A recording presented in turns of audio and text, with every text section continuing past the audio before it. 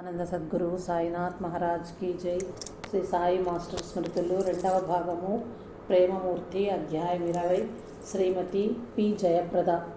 Student దశలోనే master గారు రచించిన సాయినాథుని చరిత్ర చదివి ప్రథమ దర్శనంలోనే అంతటి గొప్ప అనుభవాన్ని పొందిన మాస్టర్ గారిని గొప్ప మహాత్మునిగా భావించి దర్శించాలని ఎంతగానో తప్పించారు శ్రీమతి పి జయప్రద గారు. ఎన్నో సమస్యల వలయంలో చిక్కి ఎన్ని పూజలు చేస్తున్నా ఎలాంటి మార్పు రానప్పుడు నిన్ను పూజించి ఏమి లాభమో అంటూ బాబానే నిలదీసిన ఈమె నిందాస్థితిని మన్నించారు బాబా. ఆమె తపన తీరే రోజు అనూహ్యంగా రానే వచ్చింది. 1985 సంవత్సరము శివుడు హాలాహలం మింగిన మహాశివరాత్రి ఈమె పాలిట అమృతం సేవించిన రాత్రి భరద్వాజ మాస్టర్ గారి దర్శనం ప్రాప్తించిన పరమ పావనమైన రోజుగా, మరుపురాని రోజుగా ఈమెకు ప్రసాదించారు సాయినాథుడు. ఆ ప్రేమమూర్తి గురించి తను గ్రహించిన, గమనించిన, గుర్తించిన, అనుభూతి చెందిన ఎన్నో విశేషాలను మనకు అందిస్తున్నారు. నేను బీఈడీ చేస్తున్నప్పుడు సాయినాథుని చరిత్ర చదవటం జరిగింది. అందులో ముందు మాటలో మాస్టర్ గారికి జరిగిన మొదటి అనుభవం గురించి చదివిన వెంటనే మొదటి దర్శనంలోనే అంతటి గొప్ప అనుభవాన్ని పొందిన ఈయన ఎవరో చాలా గొప్ప మహాత్మునిలా ఉన్నారు. వీరిని తప్పకుండా ఒకసారి దర్శించుకోవాలి అని అనుకున్నాను. అలా అనుకుంటూనే 5 నెలలు గడిచిపోయాయి. నా జీవితంలో చాలా కష్టదశ ప్రారంభమైంది. అప్పుడు బాబాని ఇంతకుముందు అలవాటు చొప్పున పూజలు చేస్తూ ఉండేవాళ్ళము. కానీ ఇప్పుడు మా కష్టాలు తొలగిస్తావని నిన్ను నమ్ముకుని పూజిస్తున్నాను. కానీ మా జీవితాలలో ఎలాంటి మార్పు రాలేదు. ఎందుకు ఇన్ని సమస్యలు కలిగిస్తున్నావు? ఎన్ని పూజలు చేస్తున్నా ఎలాంటి మార్పు రానప్పుడు నిన్ను పూజించి ఏమి లాభమో అని ఎంతో వేదనగా ప్రశ్నించాను. అనుకోకుండా 1985 సంవత్సరము మహాశివరాత్రి పుణ్యదినమున ఒంగోలు వెళ్ళాను. ఆ రోజున మెన్సెస్లో ఉన్నాను. మన మాస్టర్ గారిని చూడాలని ఒకటే తపన. తలుచుకుంటే దుఃఖం వచ్చేస్తుంది. కారణం తెలియదు, కానీ అనుమానము వెళ్ళొచ్చో వెళ్ళకూడదో అని. ఇంతలో మాస్టర్ గారి దగ్గరకు తెలిసిన ఆయన వెళ్తుంటే వారితో నా గురించి, నా పరిస్థితి గురించి చెప్పాను. ఆయన గనుక అంగీకరిస్తేనే ఆయన దర్శనానికి వస్తాను, లేకపోతే గుంటూరు వెళ్ళిపోతాను అని చెప్పమన్నాను. వారు సరేనని మాస్టర్ గారి దగ్గరకు వెళ్ళి నా గురించి చెప్పి మిమ్మల్ని చూడాలని ఎంతగానో పరితపిస్తుందా అమ్మాయి అని చెప్తే దాందేముంది రమ్మనండి అన్నారట. అలా వారి పర్మిషన్తో వెళ్ళాను. గుమ్మానికి ఎదురుగుండా కూర్చొని ఉన్నారు. వారిని చూడగానే అప్పటిదాకా నేనెందుకు బాధపడ్డానో నాకు తెలియదు. నా బాధంతా ఏమైపోయిందో ఏమో. నేను దూరంగా ఉన్నాను. ఆయన అంటుకోకూడదన్న సంగతి కూడా గుర్తు రాలేదు. వెళ్ళి ఆయన కాళ్ళ మీద పడిపోయి ఏడ్చేశాను. ఇంకా ఏం పర్వాలేదమ్మా, బావా ఉన్నారు, ఆయన నమ్ముకో, చరిత్ర పారాయణం చెయ్యి అన్నారు. నాకున్న సమస్య చెప్తే వారికి తెలిసిన ఆయనకు లెటర్ రాసిచ్చారు. నాకు అక్కడి నుంచి వెళ్ళాలనిపించలేదు. కానీ నాకు తోడిచ్చిన ఆయన రామ్మాయికి వెళ్దాము, మాస్టర్ గారు రెస్ట్ తీసుకుంటారు అని అంటే తప్పనిసరిగా లేచి ఇంటికి వెళ్ళిపోయాను. ఎప్పుడైతే వారింటి నుంచి కాలు బయట పెట్టానో మళ్ళీ మైండ్ పనిచేయటం మొదలయ్యింది. అయ్యో, నేను దూరంగా ఉన్నానే, వారిని తాకి నమస్కరించుకున్నాను, తప్పు చేశానేమో అన్న ఆలోచన వచ్చింది. కానీ వారు అనుమతించాగనే వెళ్ళాను కదా అని నన్ను నేను సమాధానపరుచుకున్నాను. తర్వాత ఎవరో చెప్పారు మాస్టర్ గారికి అలాంటి పట్టింపులు లేవని. అలా పరమపావనమైన మహాశివరాత్రి రోజున మహాత్ముడు సద్గురు సాయినాథుని అనుంగు బిడ్డడైన భరద్వాజ మాస్టర్ గారితో తొలి పరిచయం భాగ్యం జరగటము నా అదృష్టంగా భావించి పొంగిపోయాను. ఒకసారి ఉషా గారింటికి మాస్టర్ గారు వస్తే వెళ్ళాను. చరిత్ర పారాయణం చేస్తున్నావా అమ్మా అని అడిగారు. చేస్తున్నాను సార్ అన్నాను. అయితే ఏమనుకొని చేస్తున్నావు అని అడిగారు. నాకు గురువు కావాలని చేస్తున్నానండి అన్నాను. సరే, అలా అయితే గురుచిత్ర పారాయణం చేయి. పారాయణం అయ్యేసరికి స్వప్నంలోనైనా నిజంగానైనా ఎలాగైనా సరే గురువు దొరుకుతారు. గురువును గట్టిగా పట్టుకో అన్నారు. పారాయణం పూర్తి చేశాను. ఆ రోజు మాస్టర్ గారే కల్లోకి వచ్చారు. కల్లో చక్కగా కూర్చున్నారు. ఆయన ఏదో బుక్ తీసుకుని చెప్తున్నారు. చుట్టూ చాలా మంది ఉన్నారు. మాస్టర్ గారు గుంటూరు వచ్చినప్పుడు మాస్టర్ గారు నా కళ్ళల్లోకి మీరే వచ్చారు కనుక మీరే నా గురువు అన్నాను. అయ్యో నేనెట్లా అవుతానమ్మా గురువును? సాయినాథుడే మనందరికీ గురువు. సాయినాథుడు ఉండగా నేనే గురువని చెప్పటానికి నాది గుండె చెరువ. నీవు సరిగ్గా పారాయణం చేయలేదు. పారాయణంలో ఏదో తప్పు చేశావు.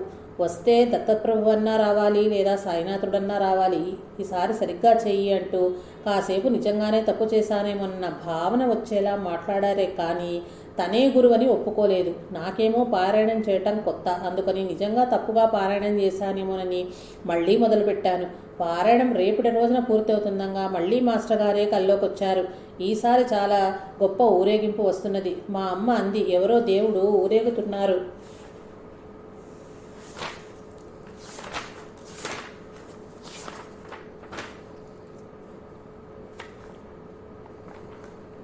ఈ ప్రక్కగా నిల్చుని ఆ ఊరేగింపు దాటిపోయాక వెళ్దామని అంది. ఇంతలో పల్లకీలో నుంచి మాస్టర్ గారు తొంగి చూస్తూ, ఏమ్మా బాగున్నావా అన్నారు.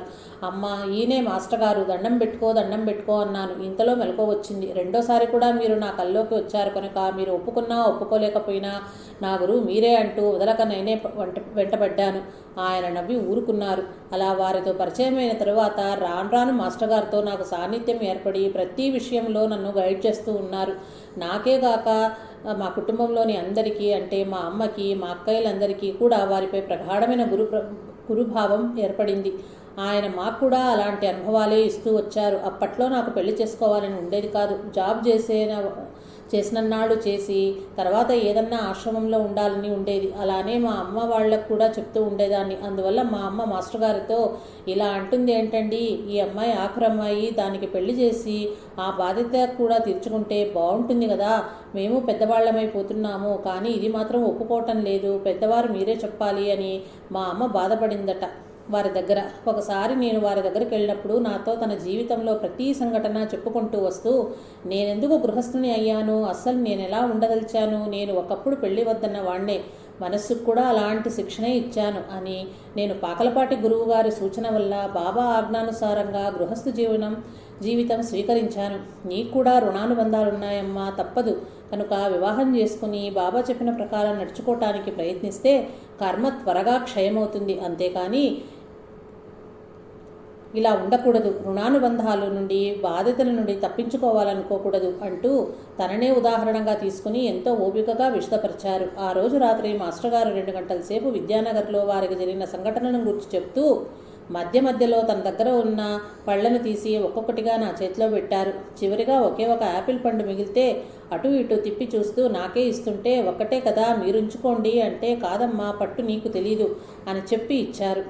ఎందుకు అలా ఇచ్చారో మాస్టర్ గారికి మాత్రమే తెలుసు. ఆ రాత్రి చాలా పొద్దుపోయింది. ఇంటికెళ్లేసరికి ఆ మర్నాడు ఉదయమే నేను మా అక్క మళ్ళీ విఠల్ గారింటికి వెళ్ళాము. మాస్టర్ గారు ఒక్కరే ఆ ఇంటి వరండాలో ఉన్నారు. మేమిరువురము వారికి నమస్కరించుకుని కూర్చున్నాము. మాస్టర్ గారు సిగరెట్ తాగుతూ నాకేసి దీక్షగా చూసి, నీకు ఏమాత్రం ఇష్టం లేని జీవితంలోకి ప్రవేశించబోతున్నావు, భవిష్యత్తులో చాలా కష్టాలు వస్తాయి, అప్పుడు దీనిలో ఇరికించి వెళ్ళిపోయారని నీవు నన్ను తిట్టుకుంటావా అని అన్నారు. ఒక్కసారిగా అలా అడిగేసరికి నాకు ఏమి చెప్పాలో తెలియక తలదించుకున్నాను. వారు నా సమాధానం కోసం అలాగే చూస్తున్నారు. కొంచెం సేపు అయిన తర్వాత తేరుకొని వెంటనే నేను, అయ్యో మిమ్మల్ని తిట్టుకోనండి, నా కర్మకు మిమ్మల్ని ఎందుకు తిట్టుకుంటాను అని అన్నాను. మాస్టర్ గారంతటా ఆయనే నాకు కష్టాలు వస్తాయని చెప్తున్నారు, ఆ కష్టాలు ఏ రూపంలో ఉంటాయోనని ఆలోచిస్తూనే ఒక మాట అన్నాను. మీ ఆశీస్సులుంటే ఎంతటి కష్టం వచ్చినా భరిస్తానండి అని అన్నాను. ఆయన ఒక నవ్వు నవ్వి, సరేనమ్మా, నా ఆశీస్సులు నీకు ఎప్పుడూ ఉంటాయి, తప్పకుండా ఉంటాయి అని 3 సార్లు అన్నారు. దాంతో నాకెంతో ఆనందమైంది. సంతోషం పట్టలేకపోయాను. ఇంతగా నా గురువు నుంచి ఎప్పుడూ నా ఆశీస్సులు ఉంటాయి అన్న ఒక్క మాట తీసుకోగలిగాను కదా, ఇంకెంత కష్టం వచ్చినా నిలబడగలను. ఇంత మోరల్ సపోర్ట్ ఎవరికీ దొరకదు అని చెప్పి నేను ఎంతో సంతోషించాను. అది మొదలు మాస్టర్ గారు నా నుదుట విభూతి పెట్టడం ప్రారంభించారు. ఇంతకుముందు చేతిలో వేసేవారు. అలా మాస్టర్ గారు ఏ కొద్ది మందికో నుదుటన విభూతి పెట్టారని, అది వారి ఆశీస్సులన్న దానికి అర్థమని తెలిసింది. వారి ప్రేమను తలుచుకుంటే నిజమైన గురువు శిష్యుని నుండి ఏ ప్రతిఫలము ఆశించక ఎలా ప్రేమిస్తారో నాకు మాస్టర్ గారి ద్వారా అట్టిది లభించినందుకు ఇప్పుడు తలుచుకుంటే కళ్ళనీళ్లు వస్తాయి. అట్లా నన్ను పెళ్లికి ఒప్పించిన తర్వాత గురుచరిత్ర పారాయణం చేస్తున్నాను. నాకు ఎందుకో ప్రతిసారి మాస్టర్ గారే మనసులో మెదులుతూ ఉండేవారు. ఈ విషయమే నేను వారికి లెటర్ రాశాను. ఇలా గురుచరిత్ర పారాయణం చేస్తున్నాను. నా మనసుకు ఏకాగ్రత కుదిరితే బాబా మీద కుదరాలి, లేదా దత్తాత్రేయ స్వామి మీద కుదరాలి, కానీ ఎందుకో మీరే నా మనసులో మెదులుతున్నారు. మీ సన్నిధిలో ఉన్నట్లే ఉంది. పెళ్లి సెటిల్ అయినా అందుకు 2 నెలలు పడుతుంది కదా, ఈ 2 నెలలు మీ దగ్గరుండి మీ సేవ చేసుకుంటాను. మీరు ఏ సంగతి ఉత్తరం రాయండి అని లెటర్ రాశాను. అందుకు బదులుగా ఆయన ఒక పెద్ద లెటర్ రాశారు. అమ్మా, గురువుకు శ్రీకి అగ్నికి తగినంత దూరంలో ఉండాలి. ఇక్కడి పరిస్థితులు నీకు వేరే ఊళ్ళో ఉండి చూస్తే బాగున్నట్లు ఉండొచ్చు, కానీ దగ్గరకు వచ్చి చూస్తే అంతా ఇదిగా ఉండకపోవచ్చు. అప్పుడప్పుడు మీరు వచ్చి సేవ చేసుకోవాల్సిందే, కానీ ఇక్కడే ఉంటే అవకాశం లేదు. అని వ్రాశారు. అది చదివిన తర్వాత నేను చాలా బాధపడ్డాను. అయ్యో, నేను మగవాడినై పుట్టి ఉంటే నన్ను అనుమతించి ఉండేవారు కదా, ఆడదాన్నై పుట్టడం వల్ల ఈ అవకాశం లేకపోయింది కదా అని ఎంతో బాధపడ్డాను. అవకాశం వచ్చినప్పుడు రమ్మన్నారు కాబట్టి అక్కడ ఏ ఫంక్షన్ జరిగినా ఒంగోలు వెళ్తూ ఉండేదాన్ని.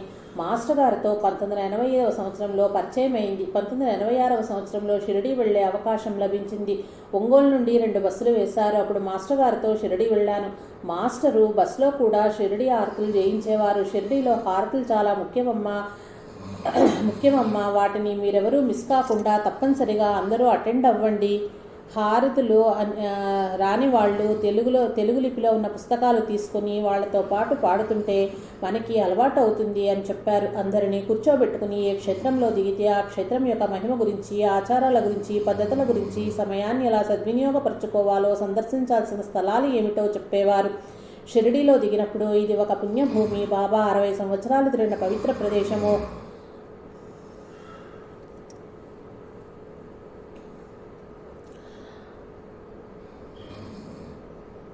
అన్న స్ఫురణతో ఉండాలి. వారి పాద స్పర్శ చేసా పునీతమైన మట్టి ఇది, ఇక్కడ మనం చెప్పులు వేసుకోకూడదమ్మా అన్నారు.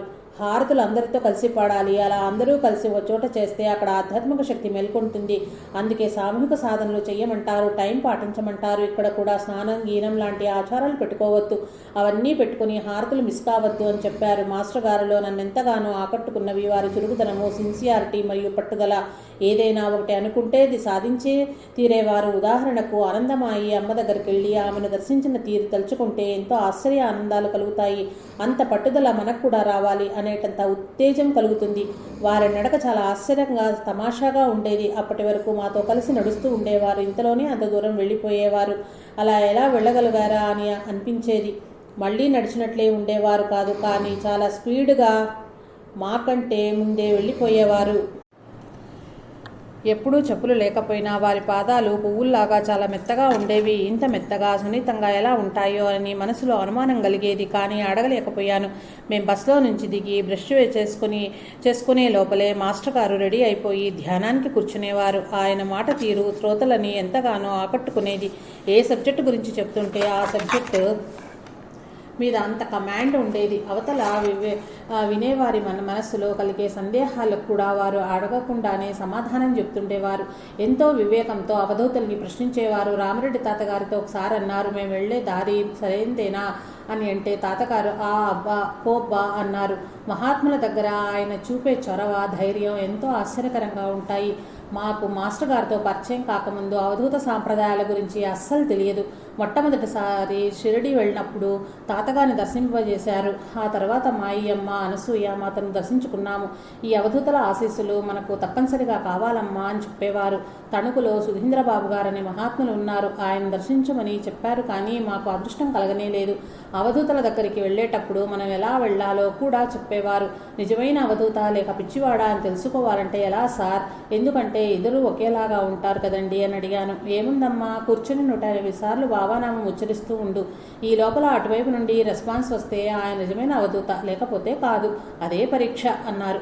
ఈ విధంగా ప్రతి విషయంలో మాకు ఆయన చేసిన బోధకి, ఆయన చూపిన బాటకి ఒక్కోసారి అనిపిస్తుంది, నా చర్మం ఒలిచి చెప్పులు కుట్టించిన ఆయన రుణం నేను తీర్చుకోలేనని. బాబా, నేను చేసిన పూజకే మాత్రము నువ్వు సంతోషించిన జన్మజన్మలకి నన్ను మాస్టర్ గారి పాదాల దగ్గర పడవేయి నాయనా, ఇంతకంటే నేను కోరను అని ప్రార్థిస్తాను ప్రతిరోజు. బాబా నా కోరిక తీరుస్తున్నారనే నా ఆశ. అమ్మ, భక్తి లేని వాడే నీకు భర్త అవుతాడు. నీవు అతన్ని కొబ్బరికాయ కొట్టు, దండం పెట్టు అని చెప్పొద్దు. నీ పద్ధతిలో నీవు చేసుకుంటూ పో. కొన్ని రోజులకు అతనే వచ్చేస్తాడు. అలా కాక నువ్వు అలా చెప్పావనుకో అతనిలో వ్యతిరేకత తీవ్రమవుతుంది. కాబట్టి అతన్ని బలవంత పెట్టకు. నువ్వు మాత్రం పూజ మానకు, రోజు చేసుకో అని మాస్టర్ గారు అందరికీ చెప్పినట్లే నాకు చెప్పారు. పారాయణం చేస్తుంటే ఏకాగ్రత కుదిరేది కాదు. ఆ విషయం గురించి వారికి లెటర్ రాస్తే దానికి వెంటనే ఆయన లెటర్ రాశారు. సాయిబాబా పక్షపత్రిక చదువు, గురుచరిత్ర, బాబా చరిత్ర మారుస్తూ చదువు, అంతేగాని పారాయణం మానవద్దు అని వ్రాశారు. ఆయన చెప్పిన పద్ధతుల్లో చదువుదామంటే పెళ్ళైన తర్వాత ఇంట్లో పనితో, స్కూల్లో పనితో కుదిరేది కాదు. అందుకని పారాయణం చేయడానికి కూడా టైం దొరకటం లేదు మాస్టర్ అని మళ్ళీ లెటర్ రాస్తే ఉదయం నుంచి సాయంత్రం వరకు నా దినచర్య ఏమిటో, ఏ పనులు చేస్తావో చెప్పమన్నారు. అలానే చెప్తే, ఓ చాలా టైట్గా ఉందే నీ కార్యక్రమము. అయితే ఉదయం 5 గంటలకే లేస్తావు కదా, ముఖం కడుక్కోకపోయినా పర్లేదు, స్నానం చేయకపోయినా పర్లేదు, మడి గిడి అక్కర్లేదు. బాబాకి లేవగానే బెడ్ మీద కూర్చుని దుప్పటి ముసుగు వేసుకుని అయినా సరే ప్రతిరోజు కనీసం 11 పేజీలైనా చదివిన తర్వాతనే నీ దైనందిక కార్యక్రమాల్లోకి దిగు అని వ్రాశారు. ఇప్పటికీ మానకుండా అదే విధంగా చేస్తున్నాను ప్రతిరోజు. మాస్టర్ గారంతటి వారు వచ్చి వారి పాదస్పర్శతో తమ ఇంటిని పావనం చేయాలని ఎవరికి ఉండదు? అలానే నేను మాస్టర్ మా ఇంటికి రావాలని కోరుకునేదాన్ని. అలా వారిని ఆహ్వానించినప్పుడల్లా, మాస్టరు మీరు వస్తే కూర్చోటానికి మంచి ఆసనం కూడా లేదు, కానీ మీరు మాత్రం రావాలి అనేదాన్ని. అలానే ఆయన వచ్చేవారు. ఒకసారి వారితో మా ఇంట్లో సత్సంగం ఏర్పాటు చేసుకుంటామండి అని అనగానే, అలాగే రేపు ఆదివారం తప్పక వస్తానని అన్నారు. అప్పట్లో నేను గురుచరిత్ర 3 రోజులకు పారాయణం చొప్పున ఒంటిపూట భోజనంతో ఎన్నిసార్లు పారాయణం చేశానో చెప్పలేను. దానికి ఫలితంగానే సాక్షాత్తు భగవంతుడైన మాస్టర్ గారే మా ఇంటికి వస్తానంటే నా ఆనందానికి అవధులుంటాయా? ఉండవు కదా. ఆదివారం ఎప్పుడు వస్తుందా అని ఎదురు చూస్తున్నాను. ఆదివారం రానే వచ్చింది. ఇంట్లో ఒకటే హడావుడి. ఉషా గారింటికి మాస్టర్ గారు వచ్చారు. ఉన్నట్టుండి మాస్టర్ గారు, పద రామారావు వెళ్దామని అన్నారట. ఎక్కడికి మాస్టర్ అని అడిగితే, అమ్మాయి పిలిచింది కదా వెళ్దామన్నారట. ఎలా వెళ్దాం? ఆటో పిలుచుకొస్తాను అంటే, నడిచి వెళ్దాం పదా అంటూ బయలుదేరారట. ఈ విషయం రామారావు నాకు చెప్పినప్పుడు మాస్టర్ గారి యొక్క ప్రేమకు కళ్ళనీళ్ళు వచ్చాయి. వారు వస్తారని చెప్పినప్పుడు మాస్టర్ గారికి వాహనం ఏర్పాటు చేయాలనే ఆలోచన రానందుకు నేను ఎంతగానో బాధపడ్డాను. ఇంటి ముందుకొచ్చి నిలిచిన ఆటోలోంచి మాస్టర్ గారు దిగుతుంటే గబగబా వెళ్ళి ఆటో ఛార్జీ ఇచ్చాను. మా అక్కయ్య మాస్టర్ గారి పాదాల మీద నీళ్లు పోస్తుంటే నేను పాదాలను కడిగాను. వారు వచ్చి మా ఇంట్లో పూజ చేసి హారతి పాడి సత్సంగం చెప్పారు. చాలామంది భక్తులు వచ్చారు. మాస్టర్ గారు భోజనం చేయండి అని అంటే, విఠలరావు గారు రాత్రి నుండి మాస్టర్ గారికి జ్వరము, ఇప్పుడేమీ వినరు అని అన్నారు. అప్పటిదాకా వారికి జ్వరమన్న సంగతి కూడా నాకు తెలియదు. చాలా బాధ కలిగింది. వారికి కనీసం దక్షిణ కూడా సమర్పించుకునే స్థితిలో లేను. వారు సర్వజ్ఞులు కదా, వారికి నా బాధ తెలియకపోతే కదా. వారు నాతో ఏమేం చేశావో అవన్నీ వడ్డించమ్మా అన్నారు. అంత జ్వరంలోనూ వారు భోజనం చేశారంటే నా మీద ఉన్న ప్రేమకు పొంగిపోయాను. వారు ప్రేమస్వరూపులు. మా దగ్గర ఏమీ ఆశించకుండా మాకు ప్రేమను పంచారు. ఏ చిన్న సమస్య వచ్చినా ఆయన దగ్గరకు పెద్ద సమస్యగా తీసుకెళ్తే, అమ్మా నే పడే బాధలో ఇదెన్నో వంతు అని నవ్వేవారు. నేను విద్యానగర్లో ఎన్నో సమస్యలకు ఎదుర్కొన్నాను. ఒక అర్ధరాత్రి కత్తి తీసుకుని నన్ను చంపాలని చాలామంది వచ్చారు. అది వీలవలేదు. లౌకికంగా వారిని దుష్ప్రచారాలు చేసినా నా లక్ష్యాన్ని మరవలేదు, నా మార్గాన్ని వీడలేదు. బాధలు పడుతూనే సాధన చేస్తుంటే త్వరగా కర్మరాహిత్యం జరుగుతుంది. అందుకనే నేను ఇన్ని విధాలా చెప్తున్నాను అనేవారు. అప్పటిదాకా సమస్యలు అనిపించేవి. ఆయన దగ్గర కూర్చున్న తర్వాత, ఏంటి ఇది ఒక సమస్యేనా అని అనిపించేది. మన ప్రశ్నలకు, సమస్యలకు సమాధానాలు మనం అడగకుండానే వచ్చేవి. మనస్సు బాగా లేనప్పుడల్లా వారి దగ్గర కూర్చుంటే ఎంతో ఆనందంగా ఉంటుంది. వారి సన్నిధానము ఒక టానిక్లా పనిచేస్తుంది. ఏమీ అడగకుండానే, ఏమీ చెప్పకుండానే ఎందుకంత ఆనందము అనుభవం అవుతుంది అన్నది చాలా ఆశ్చర్యకరంగా ఉంటుంది. అలా బాబా కంటే మాస్టర్ గారే నాకు ఎక్కువ. బాబా గారిని మనం ప్రత్యక్షంగా చూడలేదు, కానీ మాస్టర్ గారిని స్వయంగా చూశాము. ఆయన సన్నిధిలో ఆనందం అనుభవిస్తున్నాము. అందుకేనేమో నాకు బాబా కంటే మాస్టర్ గారే ఎక్కువ. ఆయన సమక్షంలో మనసుకు ఎలాంటి అలజడులు లేక ఎంతో ప్రశాంతత అనుభవం అయ్యేది. ఎవరి దగ్గరైతే మనస్సు ఆలోచనలు లేకుండా చిత్తం ప్రశాంతమవుతుందో వారే మన గురువు అని రమణ మహర్షి చెప్పారు కదా. మాస్టర్ గారి దగ్గర కూర్చున్నప్పుడల్లా అదే అనుభూతి కలిగేది. ఒక్కోసారి అనిపించేది, ఈయన అసలు రూపము తెలియపరచకుండా మరుగుపరుస్తున్నారు, ఈయన అసలు రూపము ఇది కాదేమో, దాచిపెడుతున్నారేమో అన్న భావన కలగగానే మాస్టర్ గారు నన్ను చూసి నవ్వేవారు. ఈయన గొప్ప మహాసముద్రం వంటి వారైతే నేను దానిలో ఒక నీటి బిందువైనా అవ్వకూడదా అని అనిపించేది. అలా వారి సమక్షంలో ప్రశాంతమైన, పవిత్రమైన భావనలు వస్తూ ఉండేవి.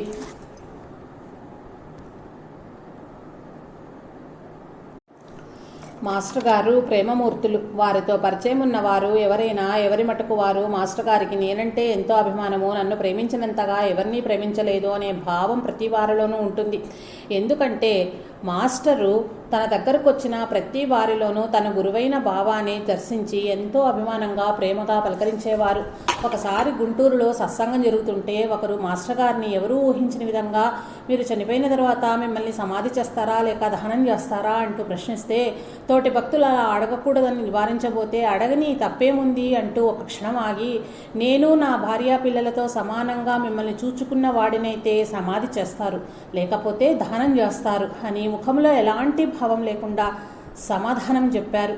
ఒకసారి మేము చాలామందిమి మాట్లాడుకుంటున్నాం. అందులో ఒకతను ఇందాకటి నుంచి చూస్తున్నాను, ఎందుకండి మాస్టర్ గారు అట్లా సిగరెట్లు తాగుతున్నారు, అవి ఆరోగ్యానికి హానికరం అని తెలుసు కదా, అందరికీ ఇన్ని మాటలు చెప్తున్నారు, ఈయన మాత్రం ఎలా కాలుస్తున్నారో అర్థం కావటం లేదు అని అంటే, అది మాస్టర్ గారు విని ఒక అవధూత ఇచ్చిన ప్రసాదం నాయన అంటే, ఆయన ఇచ్చి ఎన్ని రోజులు అయింది కదా, మానేయవచ్చు కదా అని అన్నాడు. కాదయ్యా, ఆయన నాకు ఇప్పుడు కూడా ఇస్తూనే ఉన్నారు అంటే, ఏమో మీరెందుకు చెప్తున్నారట్లాగా, అయితే ఇప్పుడు మానేయగలరా అన్నాడు. అప్పుడు మాస్టర్ గారు, ఈ క్షణాన మానేయమంటే మానేయగలను, నేను అలా మనస్సును కంట్రోల్ చేసుకోగలను అని చెప్పారు. ఆ విధంగా సత్సంగాలలో కానీ దగ్గరకు వచ్చిన వారు కానీ ఎటువంటి ఇబ్బందికరమైన ప్రశ్నలు వేసినా ఎంతో సహనంగా ఓర్పుగా సమాధానాలు చెప్పేవారు. సత్సంగాల విషయం చెప్తూ చాలా సింపుల్గా ఉండాలి, ఎవరి దృష్టి మన మీద పడకూడదు, చాలా నిరాడంబరంగా క్రమశిక్షణంగా సత్సంగాల్ని జరుపుకోవాలి. నిజంగా మనం బాబా బిడ్డలమైనప్పుడు చాలా అప్రమత్తంగా ఉండాలి. మనం ఏమాత్రం తప్పు చేసినా, చూడు వీళ్ళు బాబా సేవ చేస్తున్నామంటూ ఇలా ప్రవర్తిస్తున్నారు అని వేలెత్తి చూపిస్తారు, కాబట్టి మన ప్రవర్తన చాలా నిర్దిష్టంగా ఉండాలి అనేవారు. ఆయన ఎప్పుడూ చెప్పేదొక్కటే, మనసులో రాగద్వేషాలు లేకుండా సాత్విక భావంతో పారాయణం చెయ్యి, అప్పుడు ఫలితం ఎక్కువగా ఉంటుంది. ఎప్పుడు పారాయణం చేసినా మనలోని అవలక్షణాలను తొలగించుకోవటానికి ప్రయత్నం చేయాలి, అంతేకాని ఎన్నిసార్లు పారాయణం చేశామన్నది ముఖ్యం కాదు, మనలోని అవలక్షణాలు తొలగిపోతున్నాయా లేదా అన్నది ముఖ్యమని అనేవారు. ఏ పూజ చేసినా అవగాహనతో చేయమనేవారు, అలా చేస్తేనే సత్ఫలితం ఉంటుందనేవారు. మడి ఆచారాలను మాత్రము మాస్టర్ గారు సామాన్యంగా పాటించనూ లేదు, మనకు పాటించమని చెప్పనూ లేదు. నా తొలి పరిచయంలోనే ఆయనకు అంధవిశ్వాసాలు లేవని తెలిసొచ్చింది. బాబా తత్వంలోనికి వచ్చాక అన్నీ పోయాయి. బాబాకి లేనివి మనకెందుకు అని వదిలేశాను అని ఆయనే స్వయంగా నాతో చెప్పారు. ఆధ్యాత్మిక గ్రంథాలు ప్రతి ఇంట్లో ఉండాలని చెప్తుండేవారు. పిల్లలకు మనం సంపదలు ఇచ్చేదానికంటే కూడా ఈ ఆధ్యాత్మిక గ్రంథాలను వాళ్లకు అందజేసి వారు చేసి చదివించే అలవాటు చేయటం ఎంతో ముఖ్యం, అవసరమని చెప్పేవారు. మాస్టర్ గారు నాకు తల్లి, తండ్రి, గురువు, సర్వస్వము ఆయనే. ఇందరిలో లభించే ప్రేమ ఆయన ఒక్కరిలోనే నాకు దొరికింది. గురువు చూపే నిర్హేతుక ప్రేమ ఎలాంటిదో నాకు అనుభవమైంది. ఒక విధంగా నాకు మరుజన్మ ఇచ్చినది మాస్టర్ గారి పరిచయం. ఆయన పరిచయం లేకుంటే ఈ పాటికి నేను ఆత్మహత్య చేసుకునేదాన్ని. ఏ సమస్యలు వచ్చినా వెళ్ళి వారిని అడిగితే ఎంతో ఓర్పుగా, ఎంతో అన్వయంగా పరిష్కారాలు చెప్పుకోవడమే కాదు, ప్రత్యక్షంగా వారి దగ్గరకు వెళ్ళలేని పరిస్థితులలో లెటర్స్ వ్రాస్తే వారెంతో బిజీగా ఉన్నా వెంటనే రిప్లై ఇచ్చేవారు మహానుభావులు.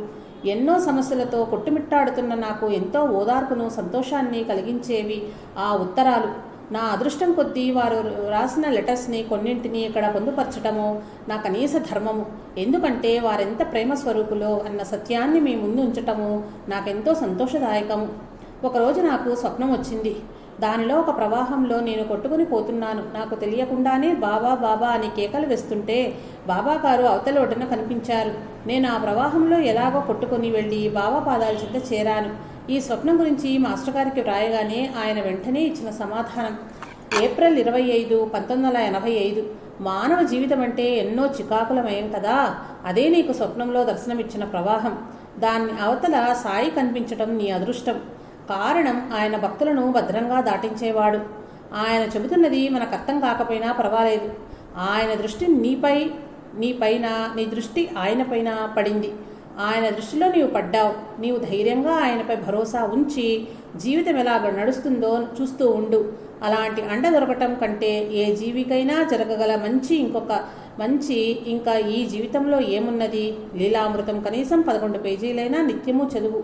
కష్టాల జీవితం నాకు నేర్పిందొకటే, ఏ పరిస్థితిలోనైనా సరే మనకంటే కష్ట పరిస్థితుల్లోనున్న వారిని తలుచుకుని ధైర్యం తెచ్చుకోవాలి. కష్టం లేని మనిషే ఉండడు.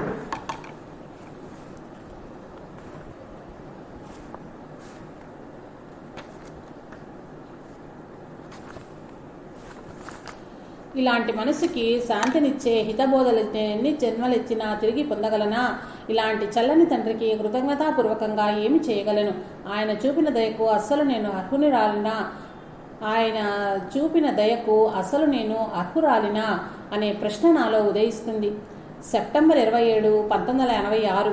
రామిరెడ్డి తాతగారు గుంటూరు వచ్చినప్పుడు నేను తాతగారి దర్శనం కోసం వెళ్ళాను. తాతగారు ఆ రోజు ఎందుకో చాలా కోపంగా ఉన్నారు.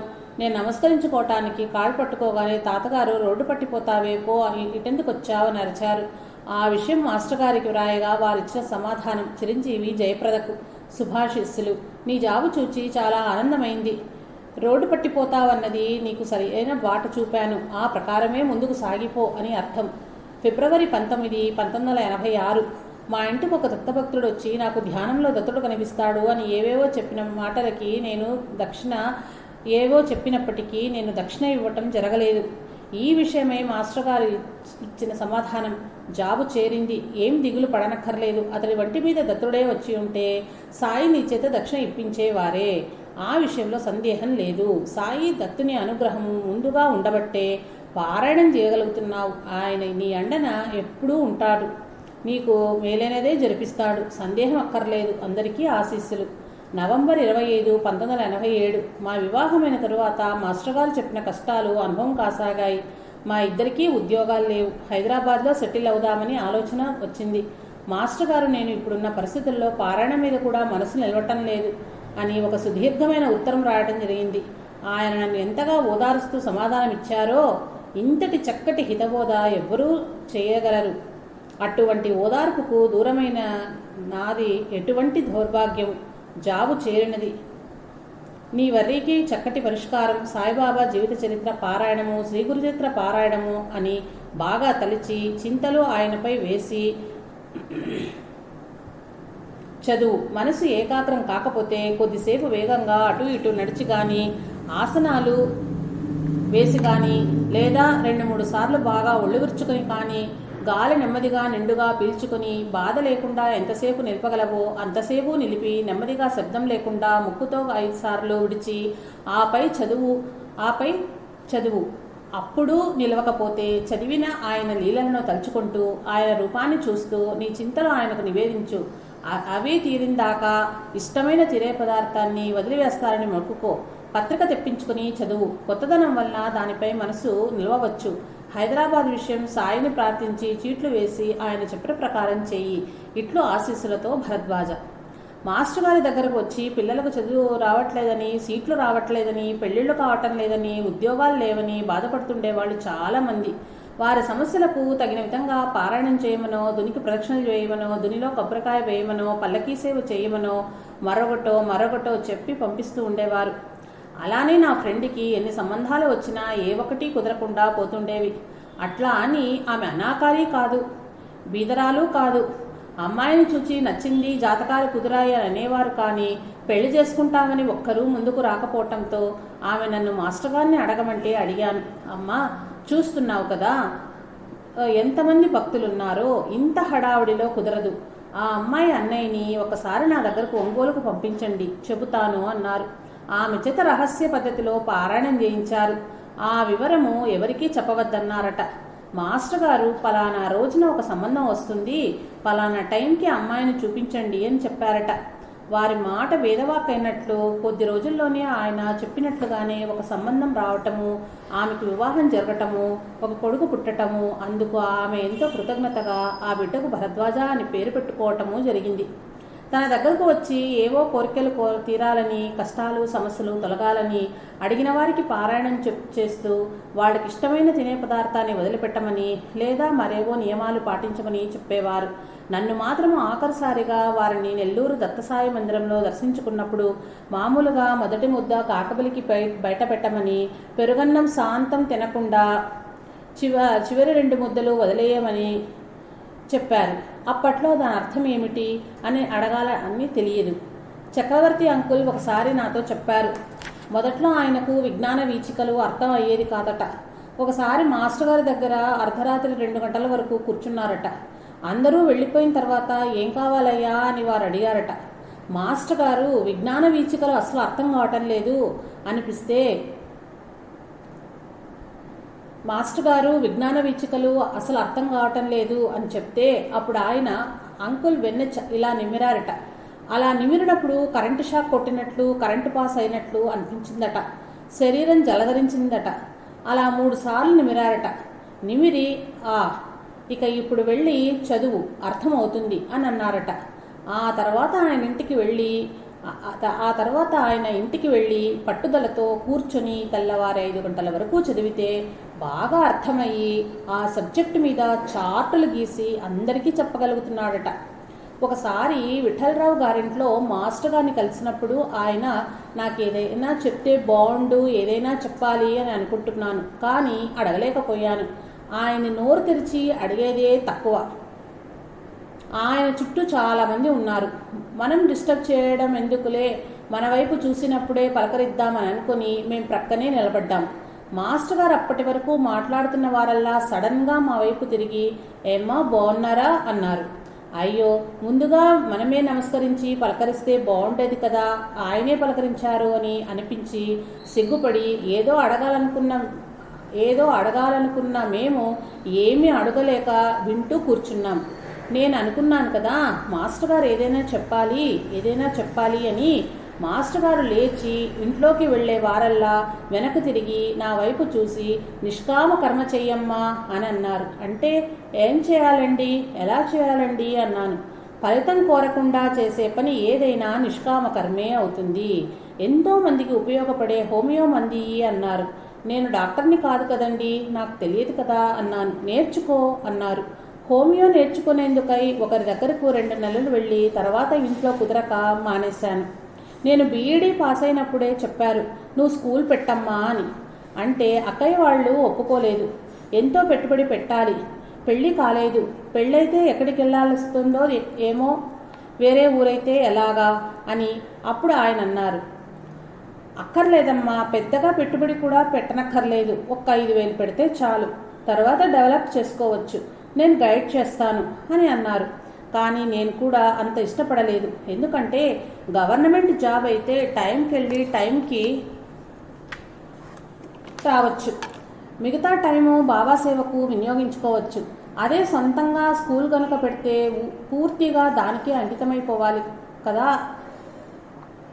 కానీ చివరకు మాస్టర్ గారి మాటే నిజమైంది. నేను సొంతంగా స్కూల్ ప్రారంభించాను. ఇప్పుడు అదే అనుకుంటున్నాను, మాస్టర్ గారు ఎందుకు చెప్పారో ఏమోనని. వారి మీదే భారం వేసి ఆయన చెప్పినట్లు స్కూల్ పెట్టినట్లయితే ఆయన గైడెన్స్ నాకు లభించేది. ఆయన చెయ్యమనన్న పని చేసిన తృప్తి మిగిలేది. అది పోగొట్టుకున్నాను కదా అని ఇప్పుడు బాధపడుతున్నాను. స్కూల్ పిల్లలకు దేశనాయకుల చరిత్రలు చెప్పమనేవారు, దేశభక్తి గీతాలు నేర్పించమనేవారు.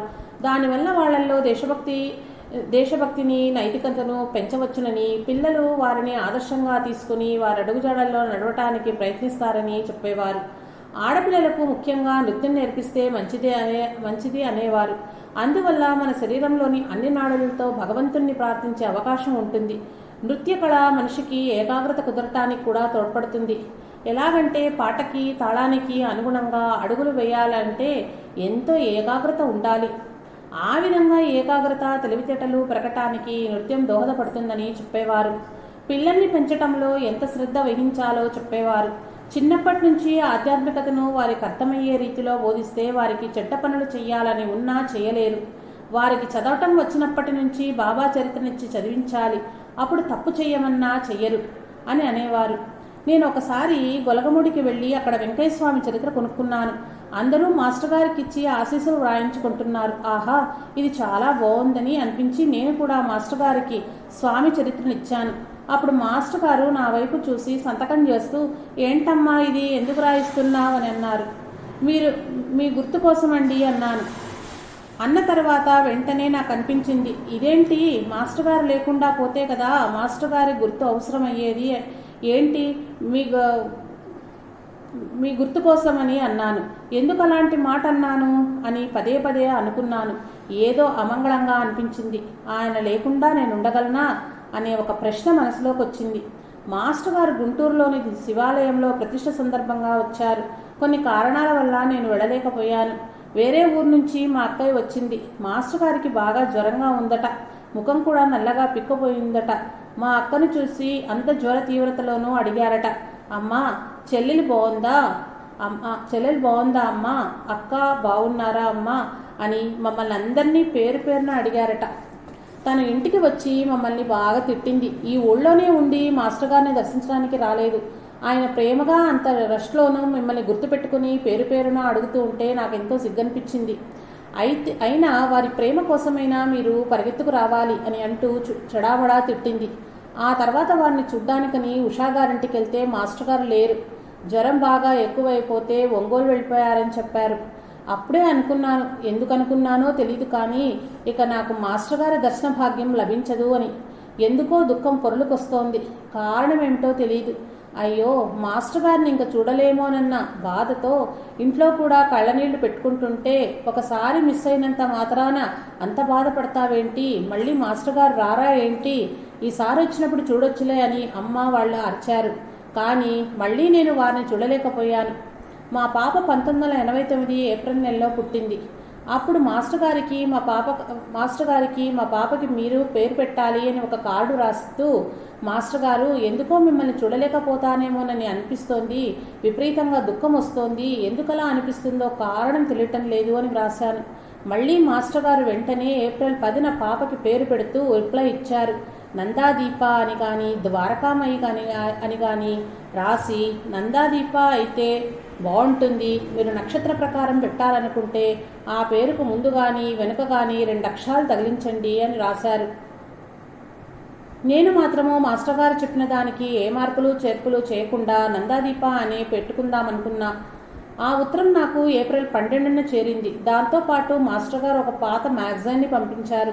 ఇంకో సిద్ధాంతి గారికి పాప పుట్టిన సమయము, తేదీ మొదలైన వివరాలు ఇస్తే నక్షత్ర ప్రకారం కూడా నందాదీప అనే పేరు బాగా సరిపోతుందని, ఇంకేమీ మార్పులు అవసరం లేదని అన్నారు.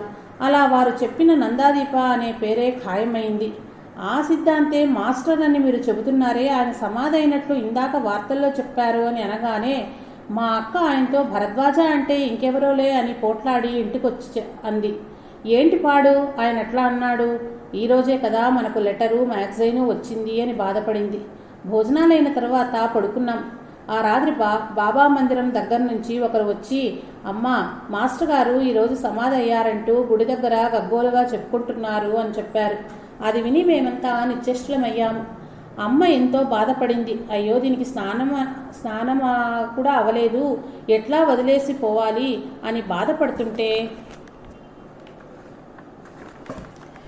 నేను ఎలాగో అలాగా సర్దుకుంటాను, నాకెలాగూ ప్రాప్తం లేదు, మీరన్నా వెళ్ళి మాస్టర్ గారిని దర్శించుకోండి అని అమ్మకు నచ్చజెప్పి పంపించాను.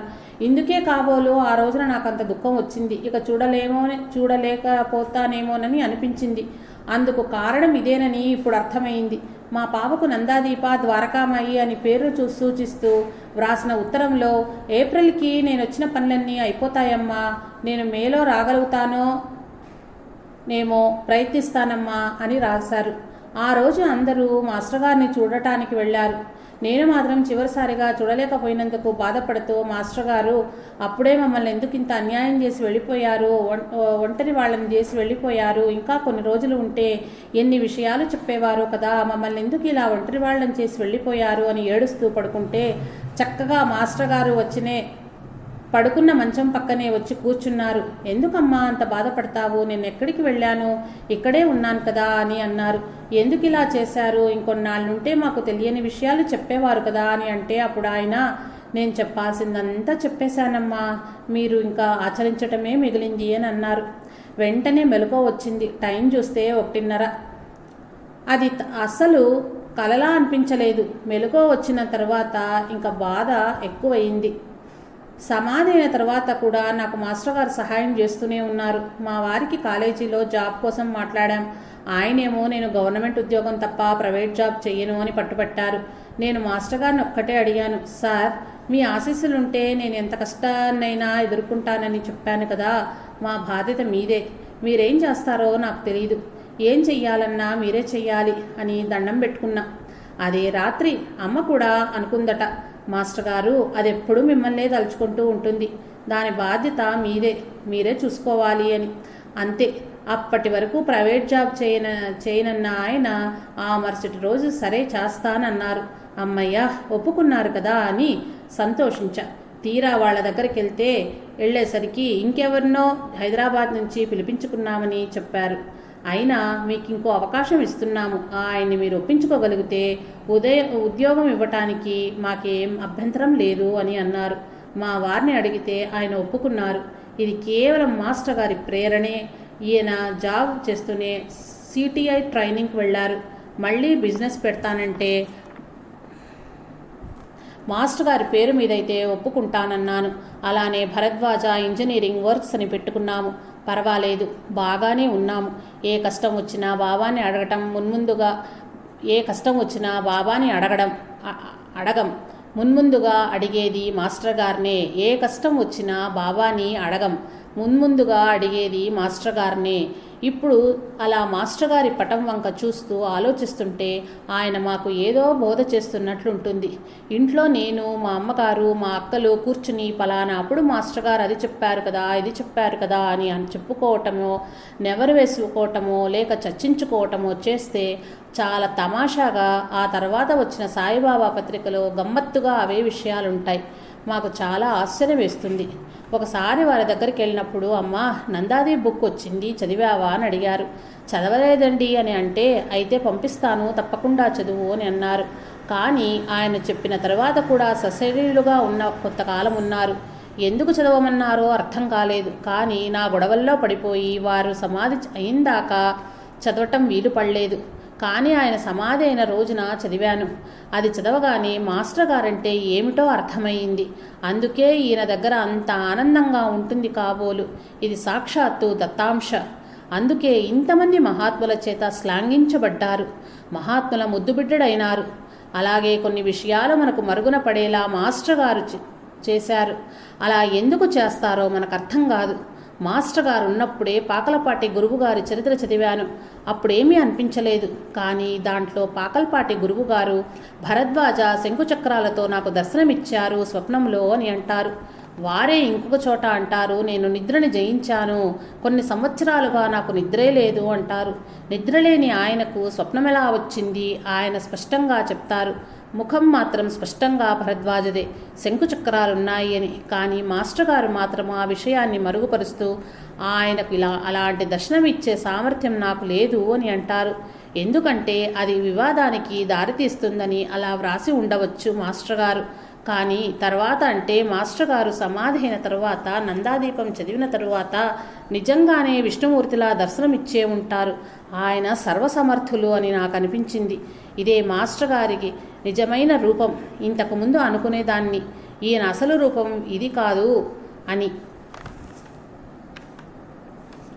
ఆయన అసలు రూపమేమిటో ఇప్పుడు అర్థమైంది.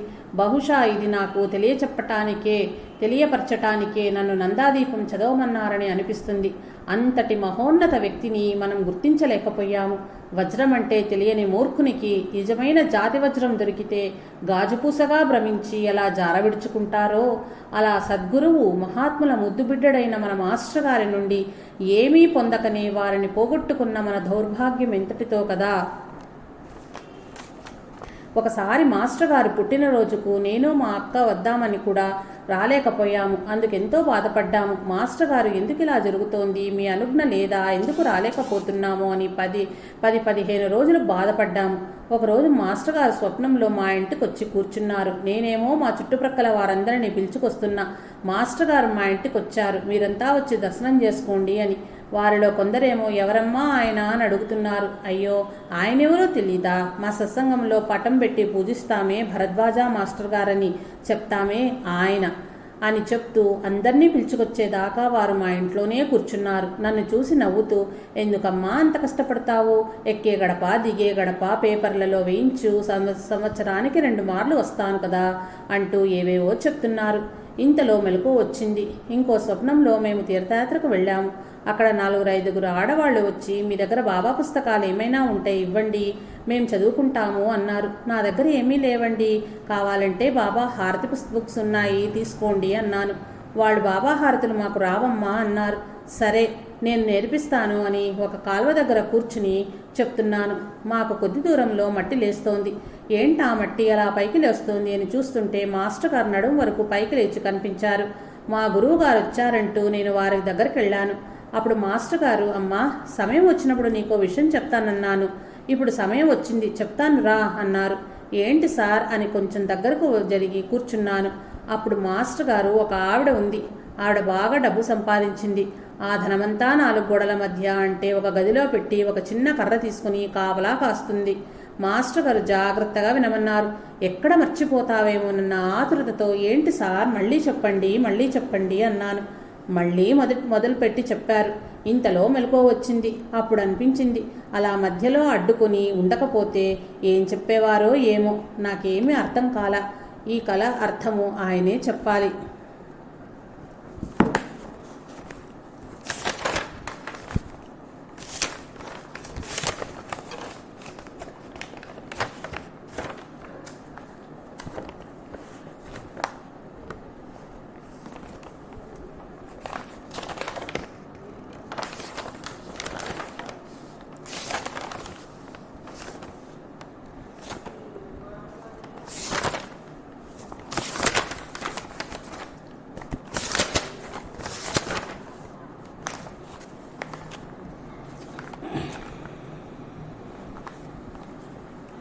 సాయి మాస్టర్ గారు ఇద్దరూ వేరు కాదు, ఇద్దరూ ఒక్కరేనన్న అనుభవము నాకు ఇచ్చారు. మాస్టర్ గారు 1985లో ఒకసారి సాయిలీలామృతం పుస్తకం చదివాను. ఆ రాత్రి నాకు ఒక కల వచ్చింది. నేను షిరిడీకి ట్రైన్లో వెళ్తున్నాను. తలకు గుడ్డ కట్టుకున్న సాధువు నా దగ్గరకు వచ్చి 2 పైసలు అడిగారు. నేను ఇవ్వగానే 2 పైసలు ఎందుకో తెలుసా, 1 శ్రద్ధ, 2 సబూరి అని చెప్పి కదులుతున్న ట్రైన్లో నుంచి దిగిపోయారు. అప్పుడు నేను కల గురించి పెద్దగా పట్టించుకోలేదు, మర్చిపోయాను. తర్వాత కొన్ని రోజులకే ఒక మహాశివరాత్రి పుణ్యదినాన మాస్టర్ గారితో పరిచయ భాగ్యం కలిగింది. అది నా జీవితంలో ఒక కొత్త మలుపు, మంచి మలుపు. ఒకసారి మాస్టర్ గారిని నెల్లూరులోని దత్తమందిరం ప్రతిష్టాపనకై వచ్చిన సందర్భంలో కలుసుకునే అదృష్టం లభించింది. అక్కడ చాలా పెద్ద మీటింగ్ జరుగుతూ ఉంది. నేను అక్కడికి వెళ్ళాను. నన్ను చూడటంతోనే ఎంతో ప్రేమగా పలకరించారు. మాస్టర్ గారు చాలా బిజీగా ఉన్నారు. పర్సనల్గా మాట్లాడటం వీలు కాదులే అని కొంచెం సేపు కూర్చుని నమస్కరించుకొని వెళ్దామని నిలబడగానే, ఏమ్మా, ఏమైనా మాట్లాడతావా అని నన్ను అడిగారు. నేను 5 నిమిషాల్లో వస్తాను, అంతలో మీరు చర్చించుకోండి అని నన్ను మాస్టర్ గారు బస చేసిన వారి ఇంటి పూజా గదిలోకి తీసుకెళ్లారు. ఇక చెప్పు అని అనగానే నా కళ్ళ వెంట నీళ్ళొచ్చేసి ఆయన కాళ్ల మీద పడి ఏడ్చేశాను. బాబా, నిన్ను 2 పైసలు అడుగుతున్నారు, ఇవ్వలేవా? కోట్లు లక్షలు అడగటం లేదు, శ్రద్ధ సబూరి 2 పైసలైనా ఇవ్వలేవా అని అన్నారు. నేనున్న బాధలో ఆ విషయం గురించి పట్టించుకోలేదు. ఎప్పుడో 3-4 సంవత్సరాల కిందట బాబా నన్ను అడిగినది మాస్టర్ గారికి ఎలా తెలిసిందో మరి. ఆ కళ గుర్తు వచ్చి మాస్టర్ గారు అడిగినది గుర్తుకు రాగానే, నాకు మాస్టరు సాయినాథుడు వేరు కాదు, వారిద్దరూ ఒక్కరేనని మాస్టర్ గారు నాకు తెలియచెప్పారు. మాస్టర్ గారు భౌతికంగా ఉన్నప్పుడు ఎన్నో సమస్యలు ఎదురయ్యి వాటితో సతమతమయ్యే వారి దగ్గర వెళ్ళినప్పుడు ఎంతో ఆదరంగా వాటిని ప్రత్యక్షంగా కానీ పరోక్షంగా కానీ, అంటే కలలోకి వచ్చి కానీ పరిష్కార మార్గం చెప్పేవారు. ఇప్పటికీ ఏ చిన్న కష్టం వచ్చినా సహాయం చేస్తూనే ఉన్నారు. కొన్ని విషయాలు చెప్తున్నారు కానీ అవి నాకు సరిగ్గా అర్థం కాకుండా అంతుపట్టకుండా ఉంటున్నాయి. అయినా అవి కూడా నోట్ చేసుకుని పెట్టుకుంటున్నాను. ఎప్పటికైనా వారే అర్థం అయ్యేలా చెప్తారనే ఆశతో. మాస్టర్ గారిలో విసుగు, కోపం ఎప్పుడూ చూడలేదు. ఆ సాత్వికత, ఆ ప్రేమభావము, ఆ ప్రసన్నత, ఆ చిరునవ్వు ఆయన శిష్యులని చెప్పుకుంటున్న మనకి ఈ జన్మలోనే కాదు, ఎన్ని జన్మలకైనా వస్తుందా ఏమో డౌటే. ఆయన దగ్గరకు వచ్చిన ప్రతి వారికి ఈయన ప్రేమ నాకే సొంతమని అనిపించేలా ఉండేది.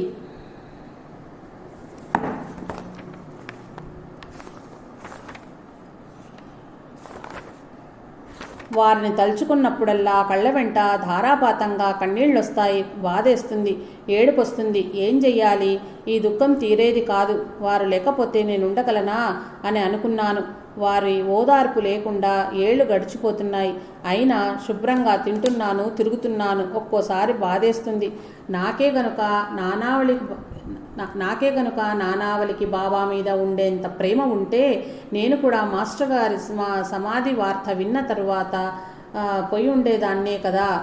నాది నిజమైన ప్రేమ అభిమానం కాదేమోనని బాధపడతాను. అప్పుడు కొంతమంది అంటారు, మాస్టర్ గారు ఎక్కడికి వెళ్ళారు, మన మధ్యనే ఉన్నారు కదమ్మా అంటారు. కానీ అప్పట్లాగా ప్రత్యక్ష దర్శనము బోధ లేదు కదా అనిపిస్తుంది నాలాంటి వారికి. ఆయన మాట్లాడిన ప్రతి విషయము గుర్తొస్తుంది. ఇంకా కొంతకాలం ఉంటే ఎంత బాగుండేదో కదా అని బాధేస్తుంది. సొంత తల్లిదండ్రుల కంటే ఎక్కువగా ప్రేమగా అందించారు.